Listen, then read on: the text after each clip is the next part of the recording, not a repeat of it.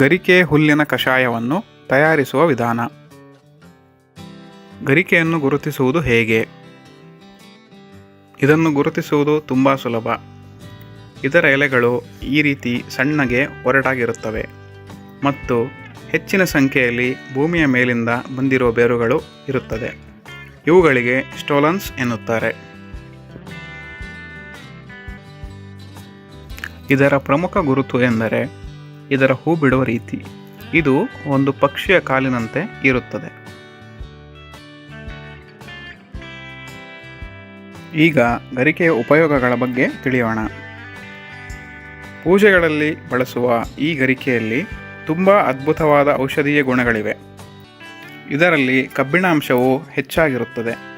ಗರಿಕೆಯ ಕಷಾಯವನ್ನು ಸೇವಿಸುವುದರಿಂದ ದೇಹಕ್ಕೆ ಹಾನಿ ಉಂಟು ಮಾಡುವ ಎಷ್ಟೋ ಸೂಕ್ಷ್ಮಜೀವಿಗಳು ನಾಶಗೊಳ್ಳುತ್ತವೆ. ಮಕ್ಕಳ ರೋಗ ನಿರೋಧಕ ಶಕ್ತಿಯನ್ನು ವೃದ್ಧಿಗೊಳಿಸುವ 7 ಕಷಾಯಗಳಲ್ಲಿ ಮೊದಲನೆಯದು ಮತ್ತು ಅತಿ ಮುಖ್ಯವಾದುದು ಈ ಗರಿಕೆ. ಗರಿಕೆಯಲ್ಲಿ ಹೆಚ್ಚಿನ ಪ್ರಮಾಣದಲ್ಲಿರುವ ಸಿಲಿಕಾ ದೇಹದ ಉಷ್ಣತೆಯನ್ನು ತಗ್ಗಿಸುವುದರಲ್ಲಿ ಸಹಾಯ ಮಾಡುತ್ತದೆ. ಗರಿಕೆ ಒಂದು ಸಾಮಾನ್ಯ ಹುಲ್ಲು ಎನ್ನುವ ರೀತಿ ನೋಡದೆ ಅದರ ಮೌಲ್ಯ ತಿಳಿದುಕೊಂಡು ಕಷಾಯದ ರೂಪದಲ್ಲಿ ಸೇವಿಸಿದರೆ ನಾವು ಆರೋಗ್ಯದಿಂದ ಇರಬಹುದು. ಈಗ ಕಷಾಯ ತಯಾರಿಸುವುದು ಹೇಗೆ ಎಂದು ನೋಡೋಣ. ಮೊದಲಿಗೆ ಗರಿಕೆಯನ್ನು ಶುಚಿಗೊಳಿಸಬೇಕು. ಈ ಗರಿಕೆಯನ್ನು ಮನೆಯಲ್ಲೇ ಬೆಳೆಸಿರುವುದರಿಂದ ಕೇವಲ ಸ್ಟ್ರಕ್ಚರ್ಡ್ ವಾಟರ್ ಅಂದರೆ ರಚನಾತ್ಮಕ ನೀರಿನಿಂದ ತೊಳೆಯಲಾಗುತ್ತಿದೆ.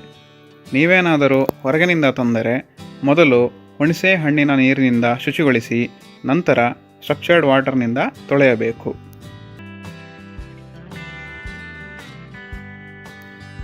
ಇದಾದ ನಂತರ ಸ್ಟೋವ್ ಮೇಲೆ ಒಂದು ಪಾತ್ರೆ ಇಟ್ಟು ಅದಕ್ಕೆ 200 ml ನೀರನ್ನು ಹಾಕಿ ಕುದಿಸಬೇಕು.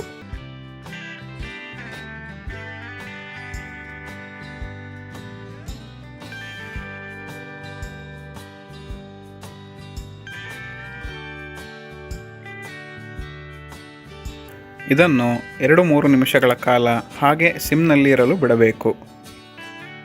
ನಂತರ ಸ್ಟೋವನ್ನು ಆಫ್ ಮಾಡಿ ಒಂದು ಪ್ಲೇಟನ್ನು ಮುಚ್ಚಬೇಕು. ಸ್ವಲ್ಪ ಸಮಯದ ನಂತರ ಅದನ್ನು ಆರಲು ಬಿಟ್ಟು ಒಂದು ಸ್ಟೀಲ್ ಫಿಲ್ಟರ್ನ ಸಹಾಯದಿಂದ ಶೋಧಿಸಿಕೊಳ್ಳಬೇಕು. ಈಗ ಗರಿಕೆ ಕಷಾಯ ಸಿದ್ಧವಾಗಿದೆ. ಇದನ್ನು ಬೆಳಗ್ಗೆ ಮತ್ತು ಸಂಜೆ ಖಾಲಿ ಹೊಟ್ಟೆಯಲ್ಲಿ ಕುಡಿಯಬೇಕು.